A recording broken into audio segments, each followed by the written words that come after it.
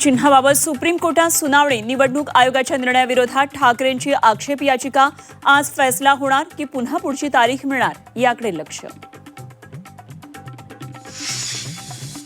केंद्रीय निवडणूक आयोगाचं राष्ट्रवादीला पत्र. पक्ष घटनेतील बदलाबाबत अध्यक्ष सुनेत्रा पवारांकडे मागितलं स्पष्टीकरण, तर वैध कागदपत्रही सादर करण्याचे निर्देश. पंतप्रधानांपाठोपाठ जेनझीला साथ घालण्यासाठी सरसंघचालक मैदानात. 6 ऑगस्टला मोहन भागवतांचा तरुणांशी संवाद, तर देर आहे दुरुस्त आहे विरोधकांचा टोला. पेपरफुटी विरोधी आंदोलनामधील विद्यार्थ्यांवरील गुन्हे मागे घेण्यास राज्यांना मुभा. सुप्रीम कोर्टाचा महत्त्वपूर्ण निर्णय, तर 18 ऑगस्टला पुढची सुनावणी. राज्यातील होमिओपॅथी डॉक्टर संप, तर परिचारिका संघटनेचं आज काम बंद आंदोलन. आपत्कालीन सेवाही बंद असल्यानं रुग्णांचे होणार हाल.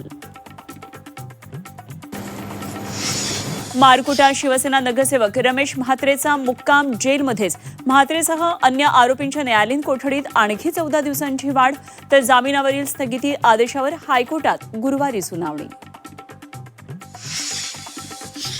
सावजी मटण खाल्लं तर महिनाभर आजारी पडेल. तुकाराम मुंढेंच्या वक्तव्यानं नव्या वादाची शक्यता. मुंढेंच्या विधानावर खवय्ये नाराज. शेतकऱ्यांसाठी आनंदाची बातमी. आजपासून बँक खात्यात कर्जमाफीचे पैसे जमा होणार. 16,94,000 शेतकऱ्यांचा 7/12 कोरा होणार. मुंबई कोकणासह 12 जिल्ह्यात मुसळधार पावसाचा अंदाज. पुढचे 2 दिवस जोरदार पावसाची शक्यता, तर 30 ऑगस्टपर्यंत पावसाचा जोर वाढण्याचा अंदाज.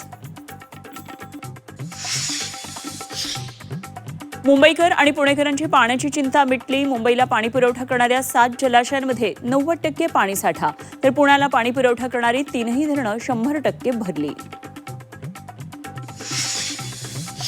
नाशिकमधील पावसामुळे मराठवाड्याला मोठा दिलासा. जायकवाडी धरण तब्बल 88% भरलं. लवकरच धरणातून विसर्गाची शक्यता.